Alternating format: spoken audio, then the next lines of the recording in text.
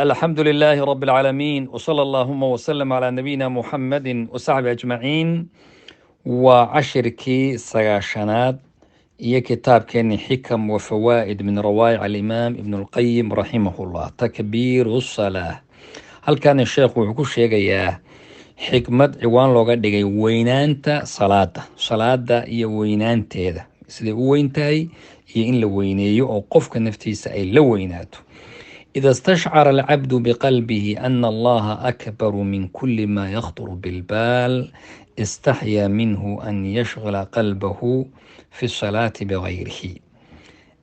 هدي قفك او دريمو استشعارك ودرين أدونك قلبيسا هدو دريمو إنو الله كوين يهي وحكستو قلبيسا كسو دعايا وحكحشونا inuu qalbigiisa ku mashquuliyo fi salaati bigayrihi, salaada waxaan alla ahayn inuu ku mashquulo taasuu ka ilaalinaya.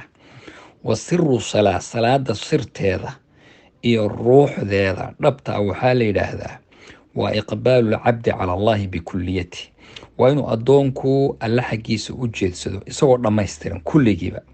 ayib, fakamaa annahu laa yanbagii, sida aynan u habboonayn inuu qofku wejigiisa qiblada ka leexiyo meel kalen uu u jeedsado, kadaalika laa yanbagii lahu, sidaasoo kale aynan u habboonayn inuu qalbigiisa ka sarfiyo rabbigiisa uu ka leexiyo. waa inuu xusuusto inuu qofkaas yatadakar wuquufkiisa iyo taagnidiisu bayna yaday eebbe hortiisa inuu taagan yahay, aayaadka la aqrinayo inuu ka fikiro iyo macnahooda, adkaarta la aqrinayo iyo macnahooda inuu ka fikiro, qirada inuu kala dhigdhigo oo uusan dadejina si fiican uu u aqriyo, salaada inuu markuu tukanayo sutro, waa waxyaabihii khushuucda keeni lahaa baan tirinaynaa ee salaada ruuxdeeda iyo macnaheeda kuu soo celin lahaa. salaada markaad tukan, haddaad gurigaaga joogto iyo haddaad meel kale joogtaba sutro u samayso, waa inaad hortaada wax dhigato, shaygaa aad dhigatayna waa inaad u dhowaato, gacanta midigta waa inaa bidixda la dul saaro oo midigtu ay sarreyso marka lagu jiro salaada. annadar ilaa mowdici sujuud, meeshaad ku sujuudi lahaydna waa inaad fiiriso oo qofku meesha uu fiirinaya ay noqoto meeshuu ku sujuudi lahaa. alisticaada billaahi min ashaytaan arajiim, ilaahayna ka magan gal shaytaanka markaad salaada gelayso, waa inaad shaytaanka ka magan gasho. alijtihaad biducaa, ducada aada ugu dadaal. ha tukanin adiga oo musqul u baahan xag hore iyo xag damba toona adoo u baahan salaada ha gelin. horta musqushaada soo dhammayso adigoo qalbigaagu degan yahay, salaada gal, ilaa khushuuca meeshan laga rabaa. ha gelin salaada adigoo cunto ku hortaalo, baahina aad u qabtood gaajaysanta, horta cuntadaada iska cun kadibna salaadaadii tuko. waa inaad salaada markaad ku jirto aadan samaynin iltifaat fi salaa, dhinacyada waa inaadan feerfeerinin, indhahana kor waxa u qaadin oo samada iyo ha fiirinin. rasuulku wuxuu yidhi miyna ka baqin dadka kor fiirinaya in ilaahay uu masakho ama uu maaragtay ka dhigo, yacni uu qofka ducaa iyo habaar buu rasuulku sala allahu alay wasalam iyuu ku riday. wax haddii kugu yimaada waxa la yidhaha haamhaamsiga adoo salaad ku jira, inta shaytaanka ayaa arrintaas ka socotahay, gacantaada saar afkoo intaad celin karto celi, ha ku hamhaamsanin salaada dhexdeeda.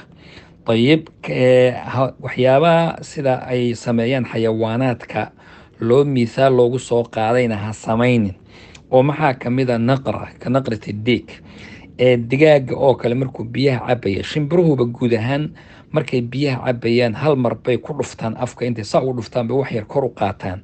markaad sujuudi sidaasoo kale hal mar dhag ha ka siinine, sujuudda ku naso oo maaragtay si fiican qofkaas ahu sujuudo. iftiraashil sida kelbiga oo kalena iyadan waa laga digay, oo qaabkan uu u fadhiisto oo lugaha hore u fidsado, aygu sidaas oo kalena ha u fadhiisanin, iyo waraabuhuba saas in badan kamida u fadhiistaan. thaclabka oo a dawacadu sida ay wax u fiiriso dhinacyada, markaad cayriso, caruurtu markaan ahayn waad garanaysaan, iyo dawacada la eriyo, dadkii reer baadiyaha oo kale dawacada marka la cayriyo marba dhinac bay fiirisaayo, toos uma orodo. marka qaabkaasoo kale adoo salaad ku jira marba dhinac ha fiirinin.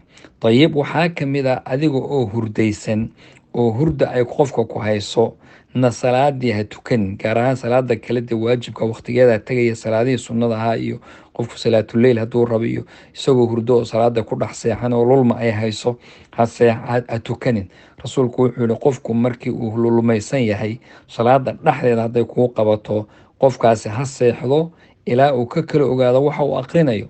waxaaba laga yaabaa adiga oon hurdo haddaad wax aqrido inaad habaaraysaa suuragala oo waxaad ku hadlaysaba uu yahay wax kaleba walaata marar badan adoon garanayninba waxaad aqrinaysa wuxuu yahay oo kale. intaas aan sheegnay oo mid walba xadiis saxiixa uu leeyahay rasuulkana ka sugan waa arrimo keenaya salaada in lagu khushuuco, waxyaabo la raba in lala yimaado iyo waxyaabo la raba in laga tago. maxaa jira salaadu waxa weeyaan waa shayga ugu horeeya oo qofka maalinta qiyaamo la weydiin doono weeyaan. qofka waxa ugu horeeya oo la iswarsan doono waa iyada, marka in loo dadaalo oo laga dadaalo oo khushuuc. waxaa la yidhaahdaa salaadaada waxa aad ku leedahay waa inta aad khushuucday ogow, inta aad khushuucda wey. ilaahay subxaanahu watacaala inagu arsaaqo khushuuc. jazaakum allah khayr, baaraka allah.